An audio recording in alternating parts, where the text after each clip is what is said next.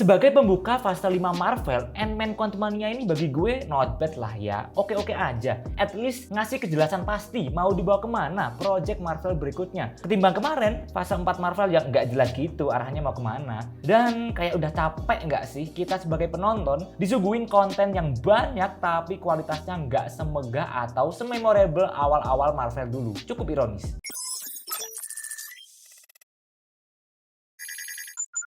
Oke, Ant-Man Quantumania ini menurut gue terbilang cukup berhasil.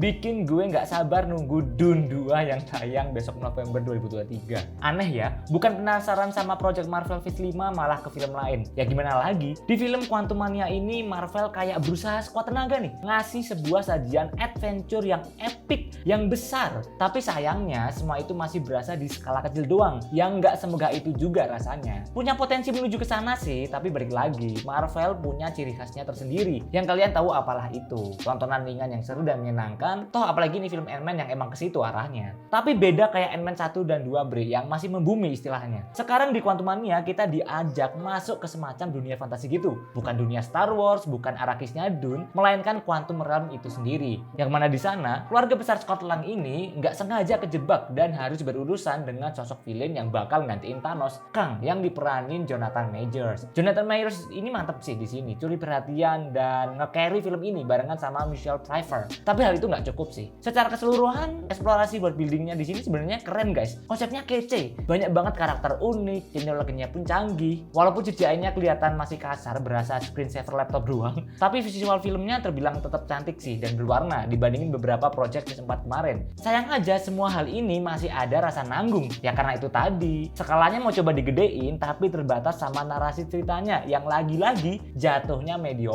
Formula Marvel yang gitu-gitu aja nggak ada istimewanya. Mancing Mania ini kan berfokus ke dua hal ya. Pertama soal dinamika keluarga Scott Lang, yang kedua ngenalin lebih dalam soal karakter Kang. Nah, cerita soal keluarga inilah yang mostly jadi kekurangan buat beberapa orang. Karena bisa dibilang seklise itu memang. Udah ketebak lah arah ceritanya mau kemana. Jadinya di tengah-tengah bakal kerasa boring deh petualangannya. Untung aja di akhir Act 3 dikasih adegan battle yang cukup seru dan megah nih. Jadi ketutup lah. Tapi jujur ya, kalau ngomongin kehangatan dan chemistry-nya sih udah oke lah. Ada momen bersinar buat karakter Hank sama Janet. Hubungan bapak anak Scott sama Cassie juga manis banget nih gue liatnya. Dan sumpah gak bisa lepas mata gue kalau lihat Catherine Newton. Cocok banget dia meranin Cassie bos. Cantik berdoi. Gue lebih suka Newton sih ketimbang bocil Gomez di Doctor Strange 2.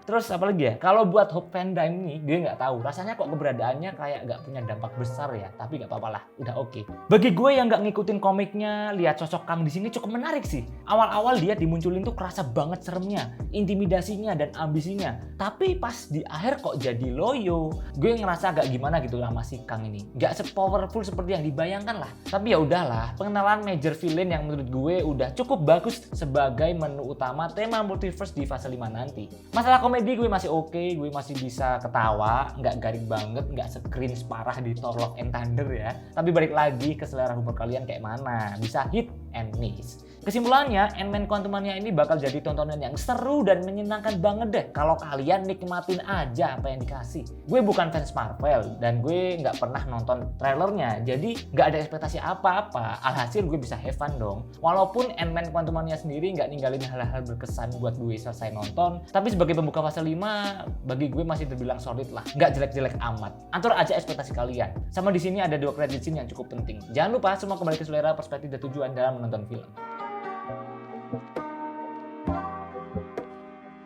Oke, jika kalian suka dengan konten ini, jangan lupa untuk klik tombol like-nya, share ke teman-teman kalian, dan tentu saja subscribe. Thanks for watching. Sekian dari gue, and see you on the next video. Bye!